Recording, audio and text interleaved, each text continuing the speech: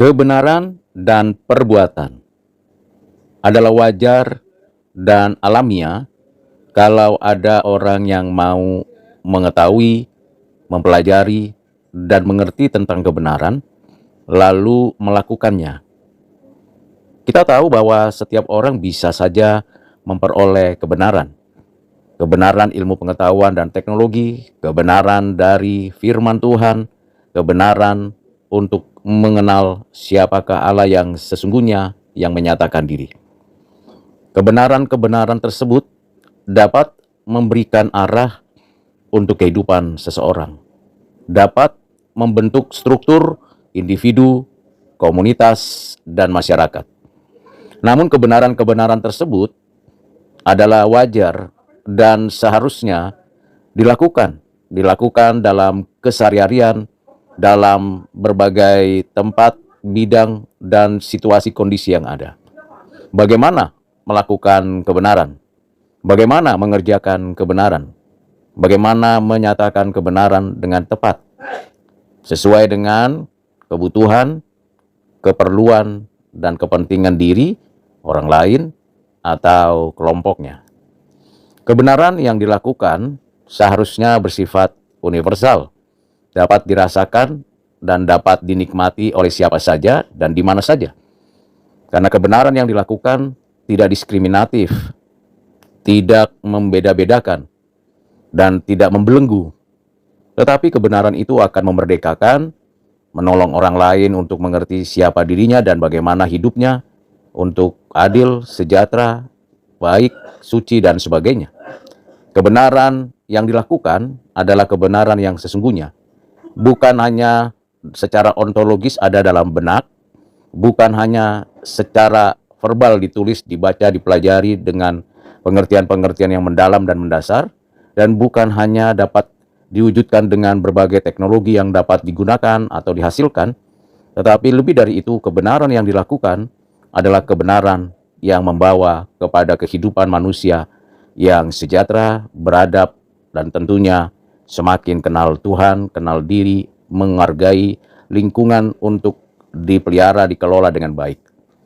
Setiap orang yang mempelajari kebenaran, entah kebenaran ilmu pengetahuan dan teknologi, entah kebenaran firman Tuhan, entah mengenal kebenaran, dapat terlihat dari sikap, perilaku, tindakan, dan segala hal-hal yang menunjukkan karakter yang saleh.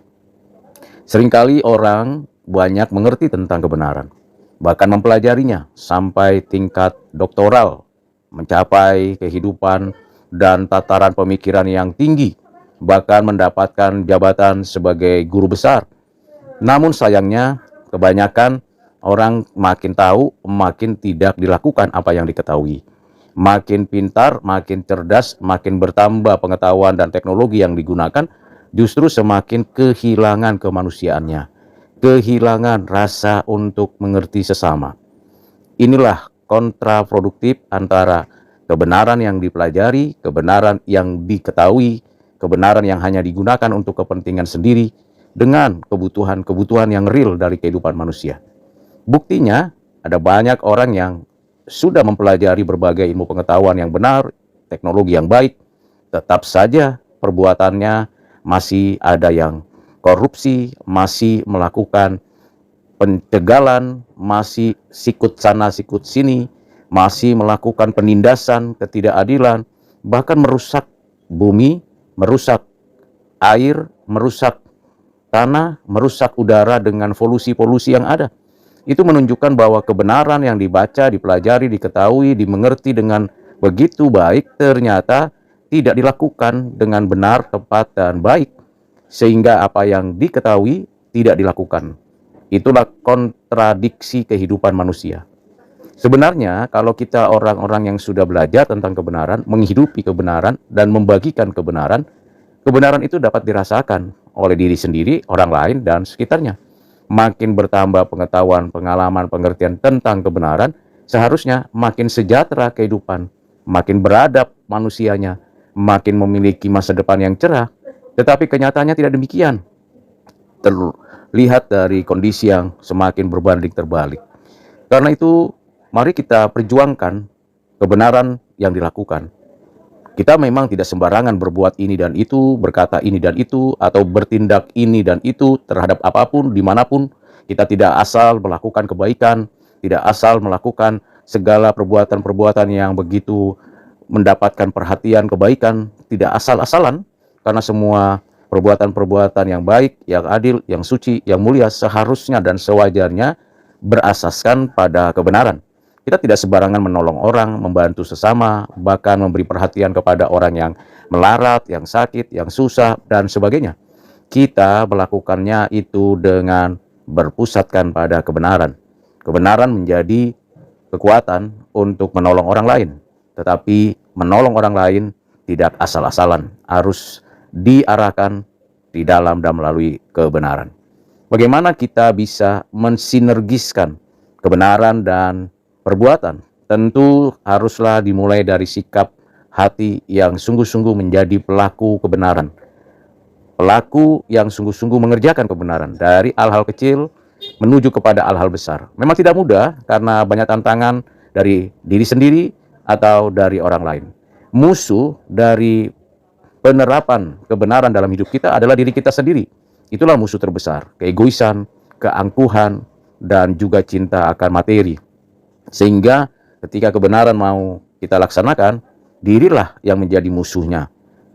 Dan nampak itu terlihat dari pembelokan apa yang sudah kita ketahui tentang kebenaran tidak kita terapkan dalam kehidupan sehari-hari. Para pejabat, orang-orang penting, tahu apa itu kejujuran, tahu dan mengerti perlu dan pentingnya kehidupan membangun bangsa, negara, mensejahterakan rakyat, tahu akan undang-undang dan segala pengaturan dari semua kehidupan untuk mensejahterakan rakyat. Tetapi pengetahuan yang benar itu kenyataannya justru tidak berjalan dengan benar, karena dalam perbuatan banyak yang korupsi, banyak yang menindas, banyak yang melakukan tindakan-tindakan yang tidak benar.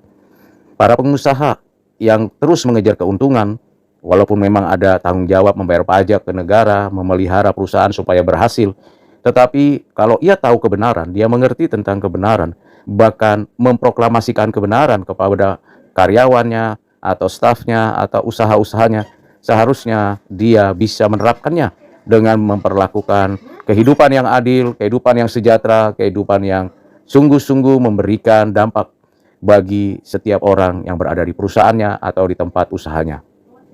Kenyataannya memang setiap kita memberikan diri untuk bertanggung jawab menjadi pelaku kebenaran. Kita tidak bisa memang menjadikan orang lain menjadi tolok ukur. Kalau kita melihat orang lain menjadi tolok ukur, entah itu pejabat, entah itu pengusaha, entah itu rohaniawan, entah itu orang-orang penting, kalau kita jadikan mereka sebagai tolok ukur, teladan, kita akan kecewa. Mengapa kecewa? Karena mereka juga manusia yang punya ambisi, keinginan, keegoisan, yang tak mungkin bisa sempurna melakukan kebenaran itu. Dari diri kita lah kita lakukan kebenaran itu. Dari diri kita lah kita memulai kebenaran itu dari apa yang kita sudah tahu dan kita mengerti. Kiranya kita semakin mendorong diri menjadi pelaku kebenaran, dimanapun, kapanpun, dalam situasi seperti apapun. Marilah kita menerapkan kebenaran dalam keseharian kita. Kiranya juga Tuhan yang mengasihi kita menolong kita menjadi pelaku kebenaran itu. Amin.